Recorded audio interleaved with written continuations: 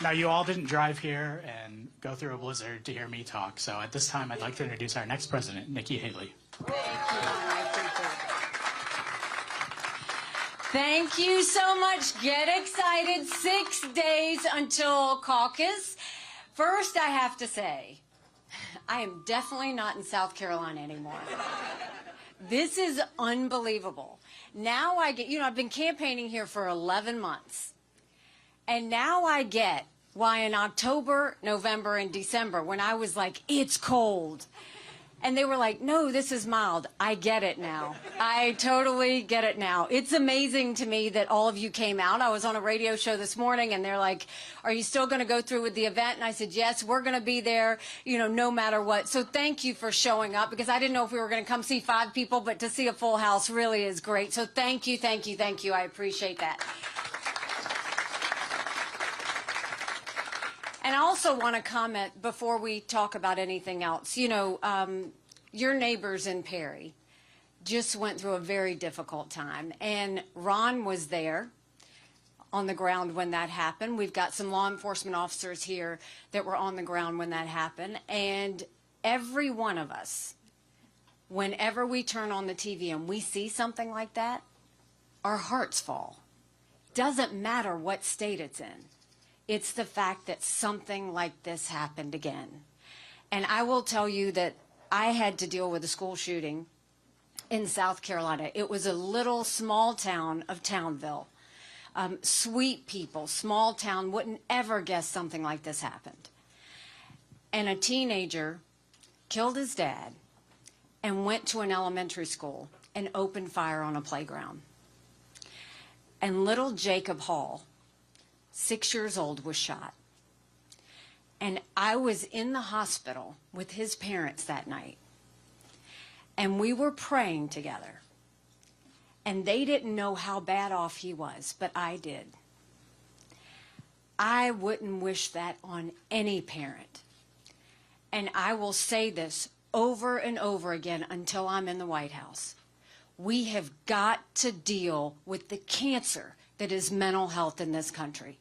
We have to. 1 in 3 people have a mental health issue. 80% of mass shooters are in a mental health crisis when something happens. We have to start making sure they have help. We don't have enough therapists.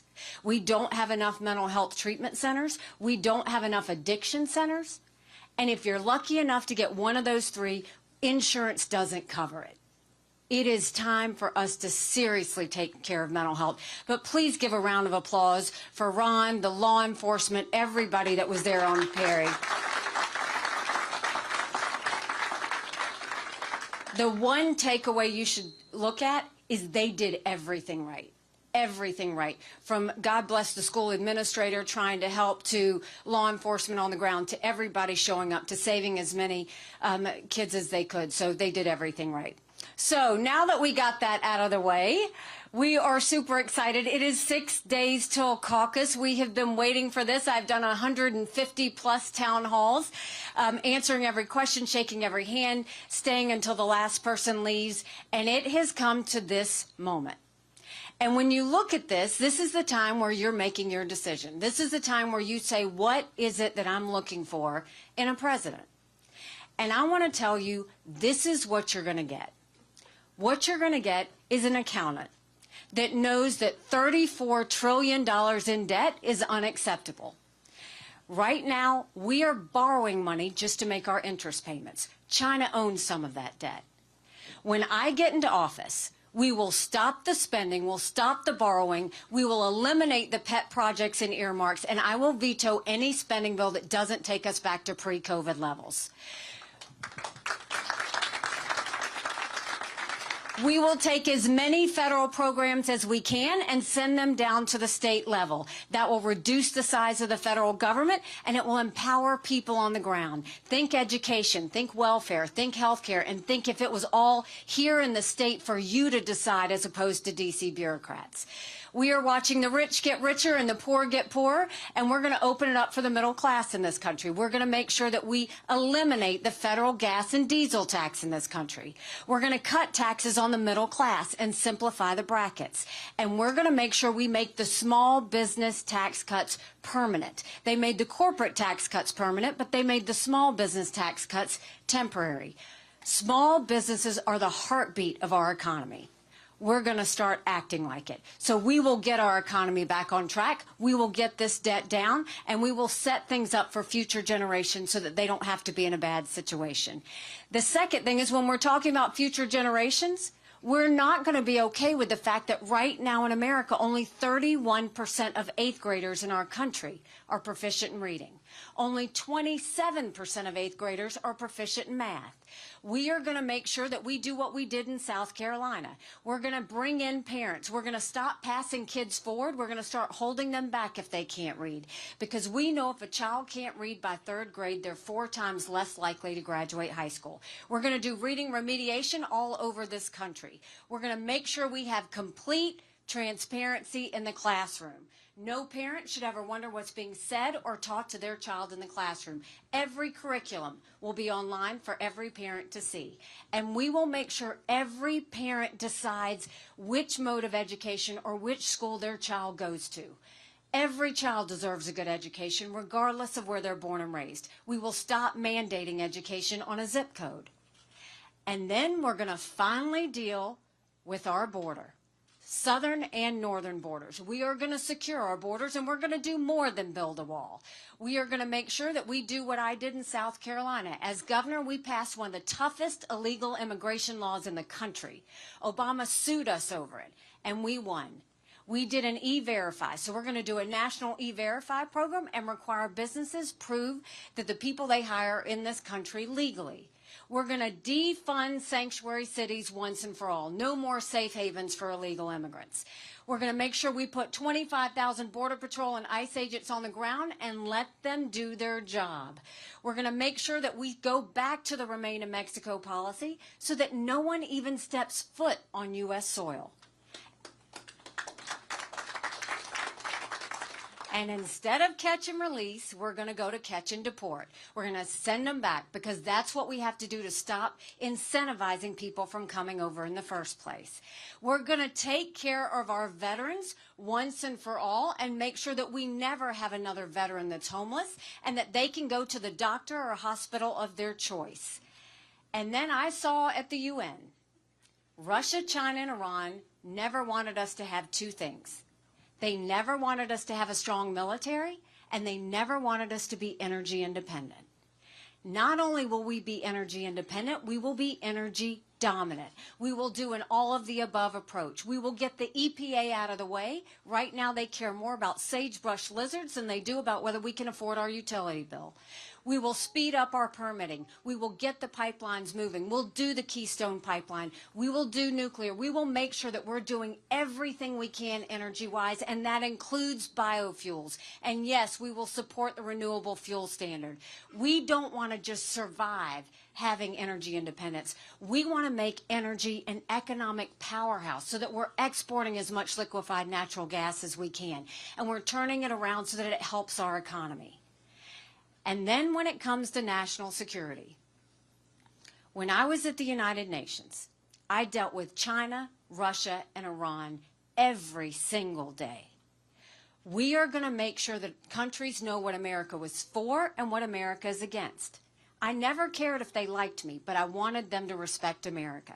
It is time that we get our national security back on track. The reason the Mexican president is sitting there now putting demands on us is because countries don't fear us anymore. They don't respect us anymore. What we'll tell the Mexican president is, you either deal with it or we're going to deal with it. And that includes, you're not going to get that $250 million of foreign aid that's been given by past presidents. We're going to pull that back. We're going to make sure they know that we are going to secure our border no matter what, but we are going to start partnering with our friends, India, Japan, South Korea, Philippines, Australia, Israel.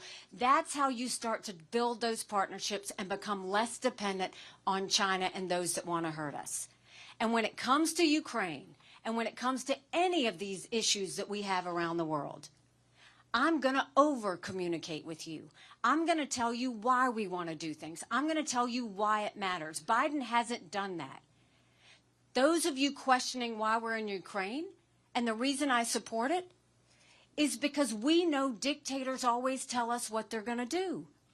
Russia told us they would invade Ukraine, and they also said once they take Ukraine, Poland and the Baltics are next. Those are NATO countries, and that puts America at war. I'm the wife of a combat veteran. My husband is deployed right now. The last thing we want is our men and women to go to war. This is about preventing war. But that means we will not give cash to any country, friend or foe, because you can't follow it and you can't hold it accountable.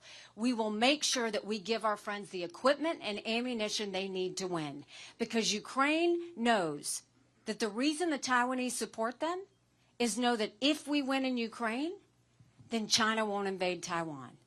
And yes, we will have the backs of Israel. They are the tip of the spear when it comes to defeating terrorism, and we're going to make sure we eliminate Hamas once and for all.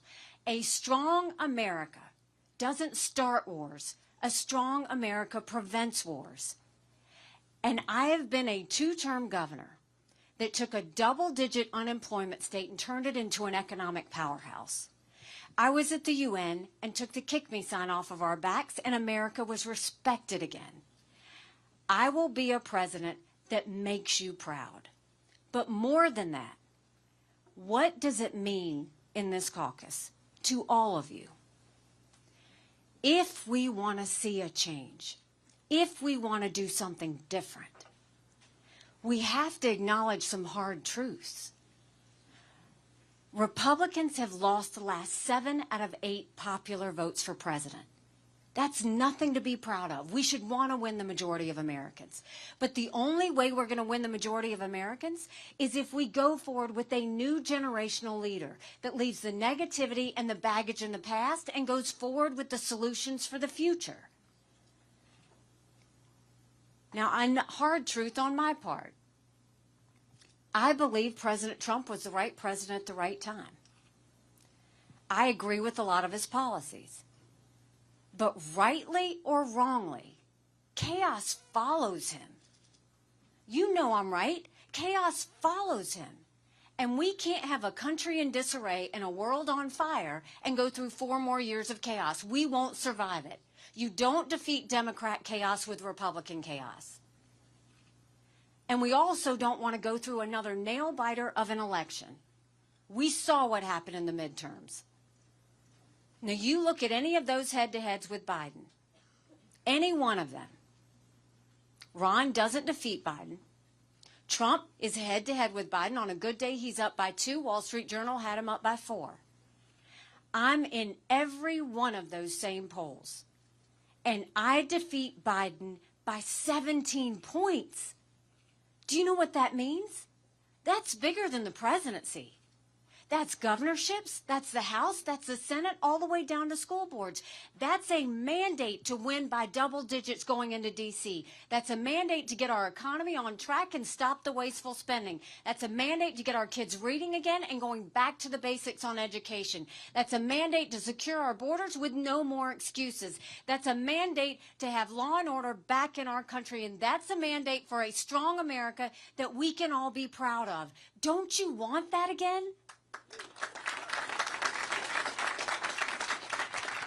Because we could have that again. But in order to have that, it's going to take a lot of courage.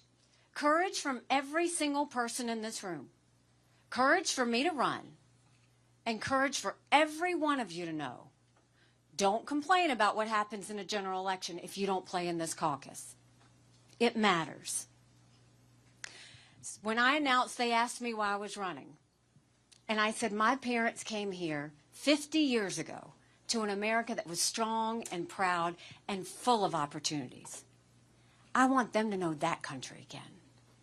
I'm doing this for my husband, Michael, and his military brothers and sisters.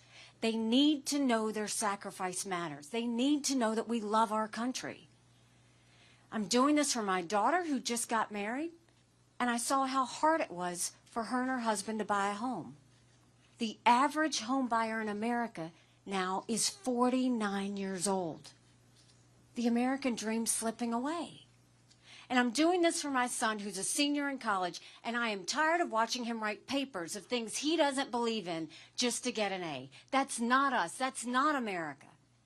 And for the first time, 81% of Americans don't think their kids are going to live as good of a life as we did. We can't be okay with that. I'm not okay with that. We have a country to save.